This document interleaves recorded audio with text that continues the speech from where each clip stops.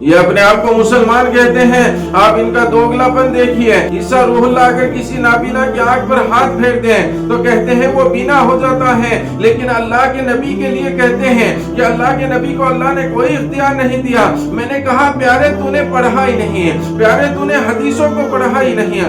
اگر تو دل کی آنکھوں سے حدیثوں کو پڑھتا تو تجھے پتا چل جاتا کہ اللہ کے نبی کو اللہ نے کتنا اختیار دیا ہے۔ اللہ اکبر۔ حضرت بلال حبشی رضی اللہ تعالیٰ عنہ اذان دے رہے ہیں، 4 بچے جو ہیں بکریاں چرا رہے ہیں، 4 بچے بکریاں چرا رہے تھے۔ بکریاں چراتے چراتے جب انہوں نے بلال حبشی کی اذان کو سنا تو چاروں نے نقل اتارنا شروع کر دیا، اور اللہ کا کرنا یہ ہوا کہ وہاں سے نبی کریم صلی اللہ علیہ وسلم کا گزر ہوا اور آپ کے کانوں میں ان بچوں کی آواز پڑ گئی۔ آپ نے دیکھا کہ 4 بچے ہیں بلال کی اذان کی نقل اتار رہے ہیں۔ اللہ کے نبی نے چاروں کو بلا لیا۔ اللہ اکبر۔ اب چاروں بچے ڈر رہے ہیں۔ پہلے کو بلایا، کہا تو نقل کر رہا تھا، اس کی آواز سنی، کہا نہیں تو نہیں تھا، چلا جا۔ دوسرے کو بلایا، اس کی آواز سنی، کہا تو نہیں، چلا جا۔ تیسرے کو بلایا، اس کی آواز سنی، کہا تو نہیں، چلا جا۔ چوتھا اس میں ایک نوجوان لڑکا تھا جس کا نام ابو محذورہ تھا۔ حضور نے جب اس کی آواز سنی، کہا تو بلال کی نقل کر رہا تھا، سنا اذان۔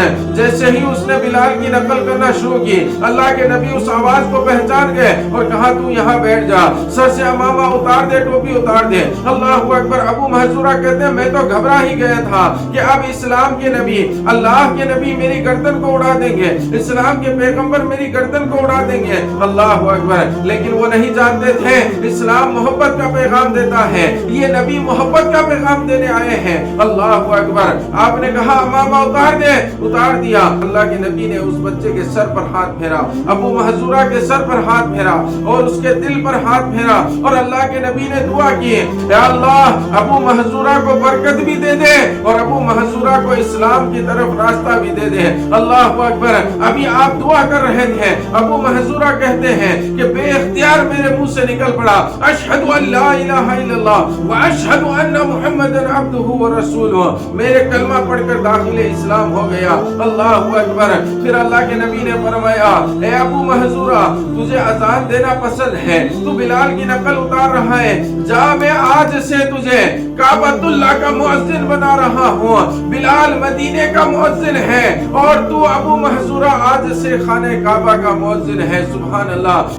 ابو محذورہ کہتے ہیں کہ میں اپنی قسمت پر قربان ہے کہ میں تو گھر سے بکریاں چرانے کے لیے آیا تھا، لیکن نبی پاک نے مجھے اسلام سے مشرف بھی فرمایا اور خانہ کعبہ کا مؤذن بھی بنا دیا، اور تم کہتے ہو کہ نبی کو کوئی اختیار نہیں ہے۔ اللہ اکبر۔ نبی کو کوئی اختیار نہیں ہے۔ دیکھو میرے نبی کو کتنا اختیار ہے۔ ایک بچے کو راستے سے اٹھاتے ہیں، دین اسلام سے مشرف کرتے ہیں، اور کوئی چھوٹا موٹا عہدہ نہیں دیتے ہیں، بلکہ آج اسلام کی دھڑکن خانہ کعبہ جس کو کہتے ہیں ہر مومن کی دھڑکن ہے۔ اللہ اکبر۔ ہر مومن کے دل میں جو خانہ کعبہ بستا ہے اس خانہ کعبہ کا مؤذن بنا دیا۔